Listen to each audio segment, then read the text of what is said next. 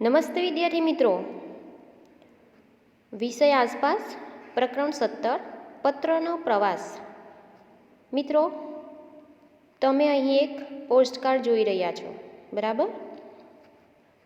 તો એ સમીરા એ સલમાનને લખે છે, તમે જોઈ શકો છો, બરાબર? તો આપણે જોઈએ કે પત્રના પ્રવાસમાં આપણે પોસ્ટ ઓફિસ વિશે માહિતી મેળવવાની છે.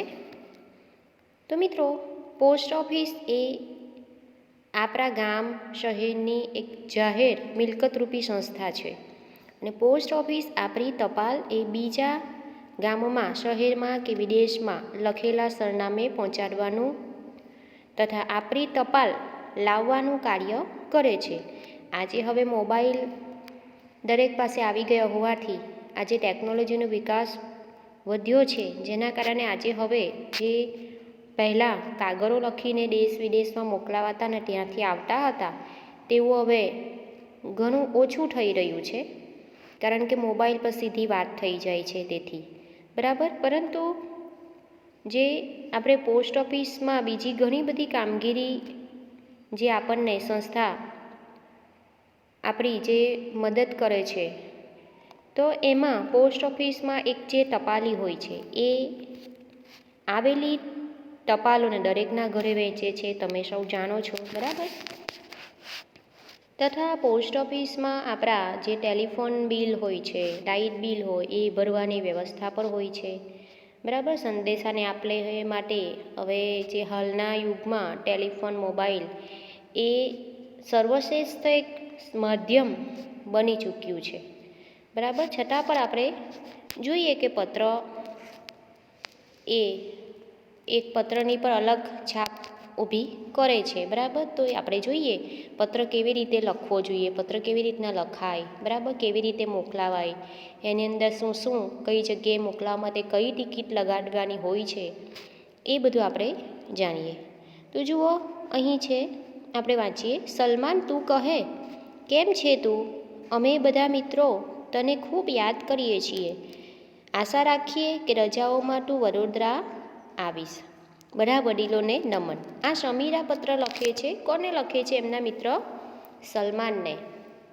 અને કહે છે કે અમે બધા તમને ખૂબ યાદ કરીએ છીએ અને આશા અમે રાખીએ છીએ કે તું રજાઓમાં વડોદરા આવશે, બરાબર? તો અહીં જુઓ મિત્રો, જે પોસ્ટકાર્ડ છે એની ઉપર તમે જોઈ શકો છો સલમાન નામ લખ્યું છે, તેનો ઘરનો બ્લોક નંબર સી, ઘર નંબર 15, દરિયાપુરા, અમદાવાદ. પત્ર ક્યાં લખ્યો છે? અમદાવાદ, બરાબર? અને જે પિનકોડ નંબર હોય છે, દરેક પોતાના શહેર, તાલુકા પ્રમાણે પિનકોડ નંબર આવતો હોય છે, તો એ પિનકોડ નંબર લખવાનો હોય છે, તો એ લખ્યો છે, બરાબર? ચાલો, ત્યારબાદ આપણે જોઈએ. હું પત્ર છું. મને સમીરાએ તેના મિત્ર સલમાનને પેન વડે લખ્યો છે. મને પેટીમાં મૂકવામાં આવ્યો. ટપાલીએ મને બહાર કાઢ્યો, મને બેગમાં મૂક્યો. ટપાલીની સાયકલ ઉપર મેં સવારી કરી હું પોસ્ટ ઓફિસે પહોંચ્યો. મને બેગમાંથી બહાર કાઢવામાં આવ્યો. મારા ઉપર સખત છાપ પાડવામાં આવી. છાપ વડોદરાની હતી, જ્યાંથી મારી સફર ચાલુ થઈ. મારા ઉપર છાપ લાગ્યા પછી મને મોટી બેગમાં મૂક્યો. આ બેગમાં બીજા ઘણા પત્રો હતા, બધા અમદાવાદના હતા. લાલ રંગની ટપાલ વિભાગની ગાડીએ મને રેલવે સ્ટેશન ઉતાર્યા. ત્યાંથી મને અમદાવાદની ટ્રેન મળી. એક દિવસની યાત્રા પછી હું અમદાવાદ પહોંચ્યો. સરનામા પર લખ્યા મુજબ મને વિવિધ વિસ્તાર મુજબ અલગ કરવામાં આવ્યો. અહીં એક બીજી છાપ મારા પર છપાઈ. છેવટે ટપાલીએ મને સલમાનના ઘરે પહોંચાડ્યો. જોયું મિત્રો, આ પત્ર એ કહે છે કે શું કહે છે? આપણે જોયું કે હું એક પત્ર છું અને મને સમીરાએ તેના મિત્ર સલમાનને પેન વડે લખ્યો છે અને મને શું પેટીમાં મૂકવામાં આવ્યા. તમે જોઈ છે ને, લાલ રંગની જે પોસ્ટ નાખવા માટેની પેટી આવે છે, બરાબર? તેમાં જે તે સ્થળે લગાવેલી હોય છે દરેક ગામડાની અંદર, તો ત્યાં આપણે પોસ્ટકાર્ડ ત્યાં નાખી આવવાનો હોય છે, બરાબર? તો તેમાંથી ટપાલીએ મને બહાર કાઢ્યો કહે છે અને મને ટપાલીની જે બેગ હોય છે એમાં મૂકે છે અને ટપાલીની સાયકલ ઉપર મેં સવારી કરી, એવું કહે છે પત્ર. અને હું ક્યાં પહોંચી છે? પોસ્ટ ઓફિસ પહોંચ્યા. અને મને પાછા પોસ્ટ ઓફિસમાં જઈને શું કરવામાં આવ્યું? બહાર કાઢવામાં આવ્યા અને મારા ઉપર સખત છાપ પાડવામાં આવી. અને છાપ એ ક્યાંની હતી? વડોદરાની હતી, જ્યાંથી મારી સફર શરૂ થઈ. વડોદરાથી સામીરાએ પત્ર લખ્યો હતો, બરાબર? તો વડોદરાથી સફર મારી થઈ, સફર શરૂ થઈ કહે છે પત્ર, બરાબર? પછી મારા ઉપર છાપ લાગ્યા પછી મને મોટી એક બેગમાં મૂક્યો કહે છે. પછી આ બેગમાં બીજા પણ ઘણા બધા પત્રો હતા. એ બધા પત્રો ક્યાંના હતા? અમદાવાદના હતા, બરાબર? હવે લાલ રંગની ટપાલ વિભાગની ગાડીએ મને રેલવે સ્ટેશન ઉતાર્યો. ત્યાંથી મને અમદાવાદની ટ્રેન મળી. એક દિવસની યાત્રા પછી એટલે એક દિવસ પછી હું વડોદરાથી અમદાવાદ પહોંચ્યો કહે છે. સરનામા પર લખ્યા મુજબ મને વિવિધ વિસ્તાર મુજબ અલગ કરવામાં આવ્યો. અમદાવાદના બધા જ પત્રો હતા, પરંતુ અમદાવાદના જે તે સ્થળના પત્રો જે અલગ અલગ વિસ્તારના હોય ત્યાં છૂટા પાડવામાં આવે છે. એટલે પત્ર કહે છે મને બધા જ છૂટા અલગ કરવામાં આવ્યા અને જે જે વિસ્તારમાં આપવાના હોય પત્ર જે ઘરે તેમાં આપવા માટે છૂટા કરવામાં આવ્યા કહે છે. અને અહીં એક બીજી છાપ મારા પણ છપાઈ. છેવટે ટપાલીએ મને સલમાનના ઘરે પહોંચાડ્યો. નીચે ચિત્રોમાં પત્રની મુસાફરી આપેલ છે. અહીં ચિત્રો ક્રમ મુજબ નથી, તેને યોગ્ય ક્રમમાં ગોઠવો. સંખ્યાઓનો નંબર વર્તુળમાં મૂકો. હવે જુઓ મિત્રો, અહીં જે તમે ચિત્ર જોઈ શકો છો તો એ ક્રમમાં નથી. તો પહેલા ક્રમ પર શું આવશે? તો પહેલાં આપણે પત્ર લખીએ છીએ, ત્યારબાદ આપણે શું કાર્યવાહી કરવાની હોય છે? પહેલાં તો તે પ્રમાણે કે પત્ર પહેલાં લખ્યો, ત્યારબાદ ક્યાં એને આપણે મોકલાવ્યો, તેના પછી ક્યાં ગયો, તેના પછી ક્યાં ગયો ને છેવટે ક્યાં પહોંચ્યો. તો સૌ પ્રથમ અહીં જો લખવાની શરૂઆત કરે છે, બરાબર? તો અહીંયા 1 નંબર આપીશું, બરાબર? ત્યારબાદ શું કરવાનું હોય છે કે આ લાલ પેટીમાં મૂકવા જવાનું હોય છે. તો એના પર 2 નંબર આવશે. ત્યારબાદ 3 નંબર પર શું આવશે?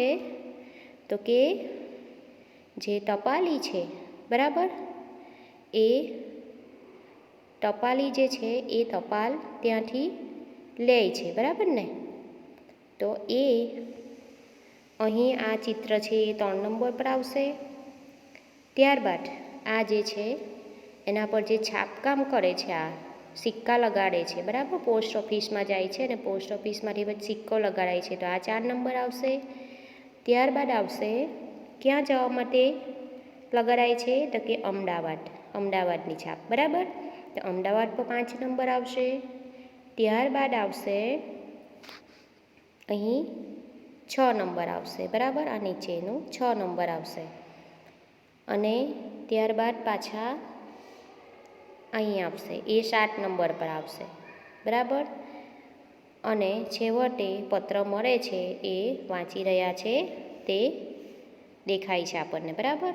તો એ છેલ્લા નંબર પર 7 નંબર આવશે. તો એ પ્રમાણે પત્ર પહોંચે છે, બરાબર?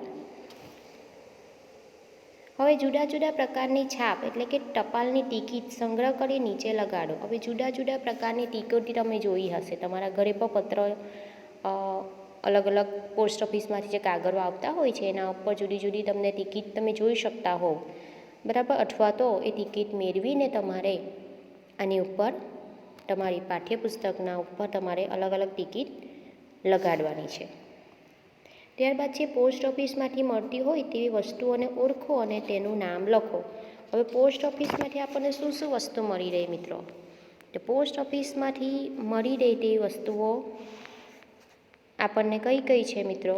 તો એના ઉપર તમારે પહેલાં તો નામ લખવાનું છે કે આ શું વસ્તુ છે, બરાબર? તો પહેલું આપણે જોઈ શકીએ છીએ તો આ જે છે એ પોસ્ટ કાર્ડ કહેવાય. એને શું કહેવાય? પોસ્ટ કાર્ડ, બરાબર? પછી આ જે છે એ આંતરદેશીય પત્ર છે, આંતરદેશીય, બરાબર? પછી આ જે છે એ કવર છે. ત્યારબાદ આ એ એક ટિકિટ છે એક પ્રકારની, એ પ્રમાણે ઘણી બધી ટિકિટો આવે, બરાબર? હવે આ જે છે એ રેવન્યુ સ્ટેમ્પ કહેવાય આને, બરાબર? ત્યારબાદ આ એક સોનાનો સિક્કો છે ને આ એક લંગડી કહેવાય એને, લંગડી, બરાબર? ચાલો હવે છે નીચે આપેલા પોસ્ટકાર્ડમાં તમારું પૂરું સરનામું લખો. તો હવે નીચે જે પોસ્ટકાર્ડ આપ્યો છે તે પ્રમાણે આપણે જે પહેલો પોસ્ટકાર્ડ આપણે શરૂઆતમાં પાઠ્યપુસ્તકના પાના ઉપર જોયો, તો તમે તમારા કોઈ મિત્રને લખવો હોય તો તમારે એનું સરનામું કેવી રીતે લખવાનું છે. બરાબર, સામીરાએ પત્ર લખ્યો હતો વડોદરાથી, કોને? એમના મિત્ર સલમાનને. બરાબર, તો તમે જોયો છે તો સલમાનનું એડ્રેસ જે સરનામું છે, એડ્રેસ એટલે સરનામું, તો એ ક્યાં લખ્યું હતું અને એની જે ઘર નંબર છે, એનો વિસ્તાર છે, તાલુકો, જિલ્લો, વાયા જે લાગતું હોય તેમને તમારા મિત્રનો, એ તમારે અહીં આગળ લખવાનું રહેશે. બરાબર, ત્યારબાદ તમે અહીં જે તે મિત્રનું નામ શરૂઆતમાં લખવાનું અને જે તમે વિગત જે એમને જણાવવા માંગતા હોય એ લખવાનું રહેશે. ત્યારબાદ તમારે નીચે તમારું નામ લખવાનું રહેશે. બરાબર, તો આ પ્રમાણે તમારે એ પત્ર આખો સામીરાએ જે લખ્યો છે એ જોવાનું છે. બરાબર, ત્યારબાદ તમારે આ પત્ર તમારા કોઈ મિત્રને તમે લખી શકો છો. ચાલો, ત્યારબાદ છે હવે આપણે જોઈએ વિચારોને લખો. સામીરાનો પત્ર વડોદરા ટ્રેન દ્વારા પહોંચ્યો. જ્યારે ટ્રેન ન હતી ત્યારે પત્રો કેવી રીતે પહોંચતા હશે? ચર્ચા કરો. હવે જ્યારે મિત્રો ટ્રેન ન હતી ત્યારે દૂરના સ્થળે પત્રો પહોંચાડવા માટે કબૂતરનો ઉપયોગ થતો હતો. તમે જાણો છો ને? હા, તો કબૂતરનો પહેલાંના સમયમાં કબૂતરનો ઉપયોગ થતો હતો. કેટલીક જગ્યાએ વ્યક્તિ દ્વારા પણ પત્રો પહોંચાડવામાં આવતા હતા. કોઈ વ્યક્તિ જવાનું હોય જે તે સ્થળે, બરાબર, આવન જાવન કરતા હોય કોઈ વ્યક્તિ, તો તેના દ્વારા પણ આ વ્યક્તિને તમારે આ પત્ર પહોંચાડજો કે આ પ્રમાણે લોકો એ પ્રમાણે પણ આપી દેતા હતા, પણ મોટે ભાગે કબૂતરનો ઉપયોગ થતો હતો. આવી વ્યક્તિઓને ખેપિયા કહેવામાં આવતા. શું કહેવામાં આવતા? ખેપિયા. ત્યારબાદ છે પોસ્ટ ઓફિસમાં શું શું જોવા મળે છે? તો પોસ્ટ ઓફિસમાં મિત્રો પોસ્ટ ઓફિસમાં પ્રવેશતા જુદી જુદી બારીઓ પર જુદા જુદા કામ થતા હોય એવું લગાડેલું હોય પોસ્ટરો. બરાબર, તો એ જોવા મળે. એક બારી પર ટિકિટો, કવર, પોસ્ટકાર્ડ, આંતરદેશીય પત્ર, મની ઓર્ડર, ફોર્મ વગેરેનું વેચાણ થતું જોવા મળે છે. આંતરદેશીય પત્ર એટલે આપણા દેશમાંથી આપણે એક જગ્યાએથી બીજી જગ્યાએ બીજી દેશમાં પહોંચાડી શકીએ તે પત્રને આંતરદેશીય પત્ર કહેવાય. બીજી બારી હોય એના પર આપણે બહારગામ કોઈ વસ્તુ પાર્સલ દ્વારા મોકલવી હોય તો તેનું ફોર્મ ભરવાનું હોય, તેની ડિલિવરી અને રૂપિયા ભરવાનું કામ થતું હોય, એવા બધા કામો હોય. અને ત્રીજી જે બારી હોય એટલે ત્રીજી બારી પર આપણે બીજા સ્થળે કોઈને રૂપિયા મોકલાવાના હોય, મની ઓર્ડર જેને કહેવાય. તો મની ઓર્ડર ફોર્મ અને રૂપિયા ત્યાં લેવામાં આવતા હોય છે.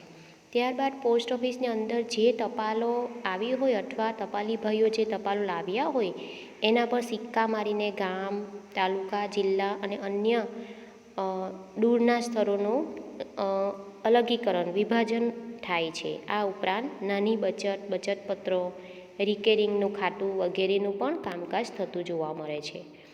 બરાબર, ચાલો શું પોસ્ટકાર્ડ લખીને વિદેશમાં સંદેશ પહોંચાડી શકાય? તો ના, પોસ્ટકાર્ડ લખીને વિદેશમાં સંદેશો પહોંચાડી શકાતો નથી. જે પોસ્ટકાર્ડ જે છે આપણે જોઈ શકીએ છીએ એ પોસ્ટકાર્ડ લખીને વિદેશમાં સંદેશ પહોંચાડી શકાતો નથી. પોસ્ટ ઓફિસમાં બીજા કયા કયા કામ થાય છે? તો પોસ્ટ ઓફિસમાં બીજા કામોની વાતો કરીએ આપણે મિત્રો, તો ચીજ વસ્તુઓના પાર્સલ અને મની ઓર્ડર દ્વારા મોકલેલા જે રૂપિયા આપણા સગા સંબંધીઓને તથા મિત્રોને પહોંચાડવાનું કામ કરે છે. ટેલિફોન બિલ, લાઇટ બિલ ભરવાની વ્યવસ્થા હોય છે. પૈસાના રોકાણ માટે બચત પત્રો કાઢી આપવાનું કામ, રૂપિયાની બચત માટે બચત ખાતું અને રિકરિંગ ખાતું ખોલવાનું કામ, આવી બધી પોસ્ટ ઓફિસમાં ઘણા બધા કામ થાય છે. તો મિત્રો આજના વિડીયોમાં આપણે અહીં અટકીએ છીએ. ત્યારબાદ આપણે નેક્સ્ટ વિડીયોની અંદર વધુ માહિતી મેળવીએ.